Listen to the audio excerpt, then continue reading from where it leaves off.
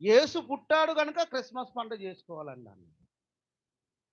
మరి పుట్టినరోజు అబ్బాయి పుట్టినరోజు చేసుకున్నాడా? లే. వాళ్ళ అమ్మ చేసిందా? చేయలే. వాళ్ళ నాన్న చేశాడా? చేయలే. శిష్యులు చేశారా? చేయలే. కానీ మనం చేసాం. సరే పక్కన ఉంచుదాం. 2 మాత్రం మీకు కరెక్ట్‌గా బైబిల్‌లో ఆధారాలు చూపించాను. ఇక మూడోది పర్ణశాలల పండగ. మళ్ళా చెప్పండి ఒకసారి. ఫస్ట్‌ది పెంతుకోస్తు పండగ. ఫస్ట్‌ది పస్కా పండగ. రెండోది పెంతుకోస్తు పండగ. మూడోది పర్ణశాలల పండగ. సంవత్సరంలో 3 మార్లు 3 పండగలు చేసుకోవాలి.